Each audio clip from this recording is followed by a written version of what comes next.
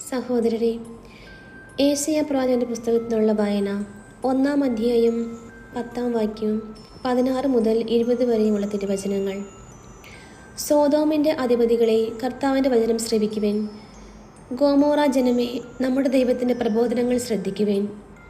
നിങ്ങളെ തന്നെ കഴുകി വൃത്തിയാക്കുവിൻ. നിങ്ങളുടെ ദുഷ്കർമ്മങ്ങൾ എൻ്റെ സന്നിധിയിൽ നിന്ന് നീക്കിക്കളയുവിൻ. നിങ്ങളുടെ അകൃത്യങ്ങൾ അവസാനിപ്പിക്കുവിൻ. നന്മ പ്രവർത്തിക്കാൻ ശീലിക്കുവിൻ. നീതി അന്വേഷിക്കുവിൻ. മർദ്ദനം അവസാനിപ്പിക്കുവിൻ. അനാഥരോട് നീതി ചെയ്യുവിൻ. വിധവകൾക്ക് വേണ്ടി വാദിക്കുവിൻ. കർത്താവ് അരുളി ചെയ്യുന്നു, വരുവിൻ, നമുക്ക് രമ്യതപ്പെടാം. നിങ്ങളുടെ പാപങ്ങൾ കടും ചുമപ്പാണെങ്കിലും അവ മഞ്ഞുപോലെ വെണ്മയുള്ളതായിത്തീരും. അവ രക്തവർണ്ണമെങ്കിലും കമ്പിളി പോലെ വെളുക്കും. അനുസരിക്കാൻ സന്നദ്ധരെങ്കിൽ നിങ്ങൾ ഐശ്വര്യം ആസ്വദിക്കും. അനുസരിക്കാതെ ധിക്കാരം തുടർന്നാൽ വാളിനിരയായിത്തീരും. കർത്താവ് അരുളി ചെയ്തിരിക്കുന്നു. നമ്മുടെ കർത്താവായ മിശിഹായ്ക്ക് സ്തുതി.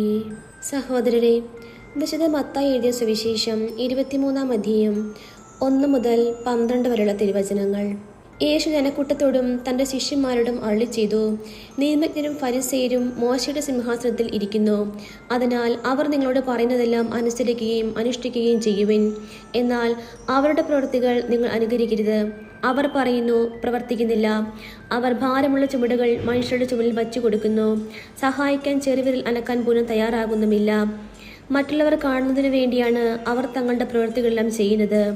അവർ തങ്ങളുടെ നെറ്റിപ്പട്ടങ്ങൾക്ക് വീതിയും വസ്ത്രത്തിൻ്റെ തൊങ്ങലുകൾക്ക് നീളവും കൂട്ടുന്നു. വിരുന്നുകളിൽ പ്രമുഖ സ്ഥാനവും സിനഗോഗുകളിൽ പ്രധാന പീഠവും നഗരവീഥികളിൽ അഭിവാദനവും ഇഷ്ടപ്പെടുന്നു. റബ്ബി എന്ന് സംബോധന ചെയ്യപ്പെടാനും ആഗ്രഹിക്കുന്നു.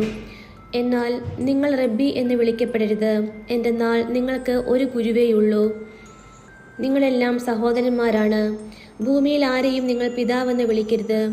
എന്തെന്നാൽ നിങ്ങൾക്ക് ഒരു പിതാവേയുള്ളൂ, സ്വർഗസ്ഥനായ പിതാവ്. നിങ്ങൾ നേതാക്കന്മാർ എന്നും വിളിക്കപ്പെടരുത്. എന്തെന്നാൽ ക്രിസ്തുവാണ് നിങ്ങളുടെ ഏക നേതാവ്. നിങ്ങൾ ഏറ്റവും വലിയവൻ നിങ്ങളുടെ ശുശ്രൂഷകനായിരിക്കണം. തന്നെ തന്നെ ഉയർത്തുന്നവൻ താഴ്ത്തപ്പെടും, തന്നെ തന്നെ താഴ്ത്തുന്നവൻ ഉയർത്തപ്പെടും. നമ്മുടെ കർത്താവായ മിശിഹായ്ക്ക് സ്തുതി.